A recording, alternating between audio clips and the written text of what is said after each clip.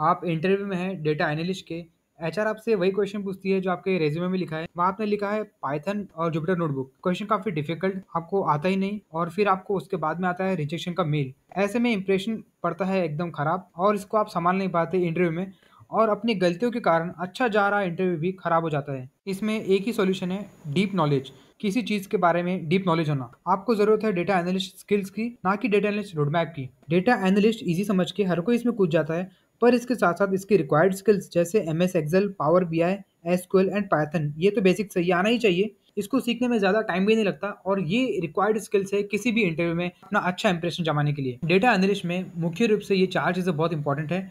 उसमें पहला है स्किल्स, दूसरा है रेज्यूमे, तीसरा है जॉब एप्लीकेशन, चौथा है इंटरव्यू राउंड्स जिसमें कि बहुत सारे राउंड्स होते हैं। उसके बाद में एचआर इंटरव्यू होता है, उसके बाद में सिलेक्शन का मेल आता है। हम बात कर रहे हैं स्किल्स की, जो कि बहुत इंपॉर्टेंट है, जो कि फाउंडेशन है किसी भी चीज़ की। बहुत लोग इसको इग्नोर करते हैं और इंटरव्यू के बाद इंटरव्यू देते रहते हैं और रिजेक्शन का मेल आते रहता है। इन सब बातों से पहले आती है हमारी नॉलेज ऑफ एसक्यूएल, जो कि कोई भी इंफॉर्मेशन या फिर कोई भी जानकारी निकालने के काम में आती है किसी भी डेटा से। मतलब मेरे को किसी भी डेटा से, किसी भी इंफॉर्मेशन के सेट से कोई भी इंफॉर्मेशन निकालना है, वो मैं एसक्यूएल की मदद से वो इन्फॉर्मेशन निकाल सकता हूँ। जैसे मैं तुम्हें बोलूँ, तुम एक स्कूल के हेडमास्टर हो और तुम्हें ऐसे बच्चों की इन्फॉर्मेशन निकालना है। 100 बच्चों की तुम्हारे पास एक लिस्ट है, उसमें ऐसे बच्चों की इन्फॉर्मेशन निकालना है जो टॉप 3 बच्चे हैं जिन्होंने टॉप किया है अपने एग्जाम में, और वो तुम्हें निकालना ही नहीं आ रहा। वो लिस्ट तुम्हारे पास है लेकिन तुम्हें नहीं आ रहा क्योंकि शायद तुमने एसक्यूएल नहीं पढ़ी। और एसक्यूएल के 5 टाइप है, मतलब 5 कमांड्स है जिसमें हम मेनली पढ़ रहे हैं क्रिएट, अल्टर, ड्रॉप और डिलीट। क्रिएट मतलब यहाँ पर डेटाबेस को बनाना है, अल्टर मतलब उसको डेटाबेस को चेंज करना है। अगर मैंने कोई भी इंफॉर्मेशन अपने डेटा सेट में ऐड किया, मतलब अगर मैं स्कूल का प्रिंसिपल हूँ और मेरे को अपने डेटाबेस में अपने बच्चों की जानकारी ऐड करना है, तो मैं क्या करूँगा, बच्चों का नाम लिखूंगा, रोल नंबर लिखूंगा, उनके मार्क्स लिखूंगा, उनका सब्जेक्ट लिखूंगा। उसके बाद में मैं अल्टर करूंगा, मतलब कुछ कुछ अगर मेरे को चेंज करना है, फाइल में किसी बच्चे की जानकारी थोड़ी गलत हो गई है, मेरे को फिर से मॉडिफाई करना है, तो मैं अल्टर का यूज करूंगा। एक और कमांड होती है ड्रॉप। अगर मैं ड्रॉप करूंगा तो क्या होता है, मेरा पूरा टेबल ही हट जाएगा, मेरा टेबल परमानेंटली डिलीट हो जाएगा। मेरा जितना भी डेटाबेस मैंने बनाया हूँ बच्चों का, जितने भी मेरे पास लिस्ट है, अगर मैं ड्रॉप की कमांड यूज करता हूँ, ड्रॉप करता हूँ वो डेटाबेस, तो वो डिलीट हो जाएगा परमानेंटली। उसके बाद में आता है इंसर्ट। अगर मैंने डेटाबेस क्रिएट कर लिया, उसके बाद में मैं क्या करूंगा, उसमें बच्चों की इन्फॉर्मेशन ऐड करते जाऊंगा, वन बाय वन मैं ऐड करते जाऊंगा अपने डेटाबेस में उनकी वैल्यूज। तो मैं यूज करूंगा इंसर्ट कमांड का। तो ये एसक्यूएल के बेसिक्स है, इसमें बहुत सारी चीजें और भी है। उसके बाद में हम एडवांस एसक्यूएल पे मूव कर सकते हैं। और इसके बाद एक्सेल है जिसमें हम इंपोर्ट और क्लीन करेंगे डेटा। इंपोर्ट का मतलब क्या है, इसका मतलब है कि मैं डेटा फाइल अपने एक्सेल के टूल में लेके आ पा रहा हूँ, तो उसको मैं इंपोर्ट बोलूंगा। मतलब मेरे पास अगर कोई भी फाइल पड़ी है मेरे पास, तो मैं क्या करूंगा, अपने एक्सेल में उस फाइल को लेके आऊंगा, केवल इसको इंपोर्ट बोलते हैं। उसके बाद में हम क्या करेंगे, उसको क्लीन करेंगे। जो वैल्यूज मिसिंग है, जो वैल्यूज हमें नहीं चाहिए, उसको हम हटा देंगे। डेटा क्लीन करने के बाद मैं उसको विजुलाइज करूंगा अच्छे से, मतलब उसको मैं चार्ट्स के थ्रू या फिर बार चार्ट्स के थ्रू मैं उसको दर्शा सकता हूँ अपने टेबल में, और बहुत अच्छे से हम उसको विजुलाइज कर सकते हैं। और अगर डेटा हमारे पास मिसिंग वैल्यूज रहेंगी और बहुत सारी चीजें उसमें क्लियर नहीं रहेंगी, तो हम क्या करेंगे, ऐसी वैल्यूज को हम हटा देंगे। मतलब अगर मेरे पास जोमेटो का डेटा है, उसमें बहुत सारे कॉलम्स हैं, उसमें एक कॉलम ऐसा है जिसमें लिखा है रेटिंग। तो रेटिंग बहुत सारे लोगों ने दी है और बहुत लोगों ने नहीं भी दी है, तो मेरे पास क्या है, बहुत सारा मिसिंग वैल्यूज है। तो ऐसे मिसिंग वैल्यूज को मैं क्या करूंगा, अगर जब मैं एवरेज निकालूंगा रेटिंग का, तो ऐसे मिसिंग वैल्यूज को मैं हटा दूंगा। मतलब उनका नाम और उनकी सारी जो रो है वो हट जाएंगी, और मैं क्या करने वाला हूँ, जितने जितने लोगों ने रेटिंग दी है, केवल मैं उन्हीं का एवरेज निकालूंगा, तो मेरे पास एक परफेक्ट एवरेज आएगा, ना कि मिसिंग वैल्यूज वाला ऐड होगा। और अगर हम इंपोर्ट को अच्छे से समझे, तो उसका मतलब क्या है, कोई भी चीज को अपने एक्सेल में लेके आना। तुम इसको लैपटॉप में कर सकते हो या फिर फोन में भी कर सकते हो, फोन में भी बहुत सारे ऑप्शंस आ गए, तो उसमें एक्सेल करके तुम ये सब कर सकते हो। तो जैसे तुम्हारे पास कोई डेटा सेट है या फिर कोई फाइल है, उसको तुम्हें इंपोर्ट करना है, तो तुम कैसे करोगे, तुम क्या करोगे, एक्सेल में जाओगे। एक्सेल में क्या है, बहुत सारे टैब्स दिखेंगे। टैब्स में पहले होम होगा, इंसर्ट होगा, और थोड़ा आगे तुम देखोगे तो यहाँ पर डेटा का एक टैब आएगा।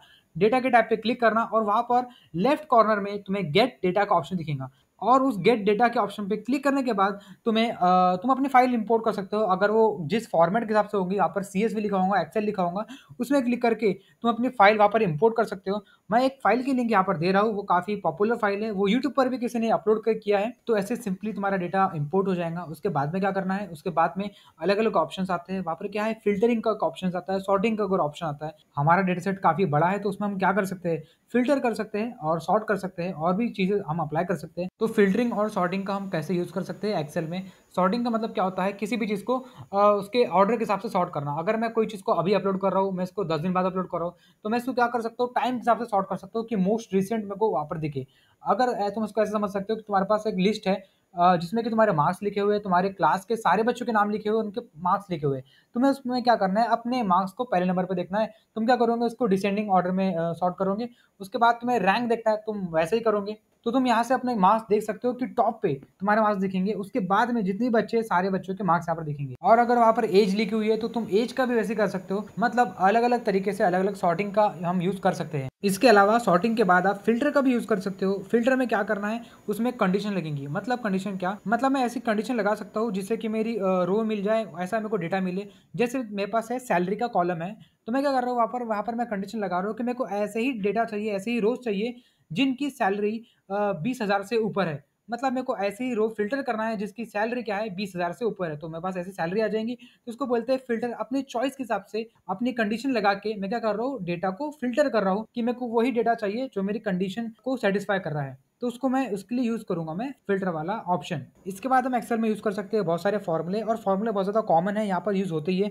तो हमें क्या आना चाहिए, सम का फॉर्मूला बहुत ज्यादा यूजफुल है। सम, अगर मैं, मेरे पास कितना सारा डेटा लिखा हुआ है, मेरे पास सारे मार्क्स लिखे हुए सब्जेक्ट के मेरे को क्या करना है, आखिरी में उसको प्लस करना है, मैं उसको ऐड करना है। तो मैं क्या यूज करूंगा, मैं एक एक करके ऐड करूंगा तो थोड़ा टाइम लग जाएगा। मैं ऐसा नहीं कर सकता, क्योंकि अगर मेरे पास बहुत सारा डेटा है तो मैं एक एक करके ऐड कर करूंगा तो बहुत टाइम लग जाएगा। मैं क्या करूंगा, वहाँ पर सिंपली मैं क्या करूंगा, उसके कॉलम पे क्लिक करूंगा और मैं अपना क्या करूंगा, यहाँ पर एक सम का फंक्शन होता है, सम का फॉर्मूला होता है। तो मैं सम का फॉर्मूला यूज करूंगा, मेरे को पूरा का पूरा जितना डेटा मेरे को चाहिए वो सारा का सारा समूह को मिल जाएगा। ऐसा ही होता है एवरेज। मेरे को अगर पूरे क्लास के सारे मार्क्स के एवरेज अगर निकालना है तो मैं एवरेज एक फंक्शन का यूज करूंगा। तो क्या करेगा, मेरे को पूरा एवरेज निकाल के दे देगा। ऐसे और भी फंक्शन है और भी फॉर्मुलाज है जिसका हम यूज कर सकते हैं, जो कि काफी यूजफुल होते हैं डेटा एनालिसिस में। लेकिन हमें अब क्या करना है, अगर मेरा डेटा इंपोर्ट भी हो गया एक्सेल में, अब मैं क्या करूँ, डेटा को बस ऐसे देखते रहूँ या फिर क्या करूँ इस डेटा का।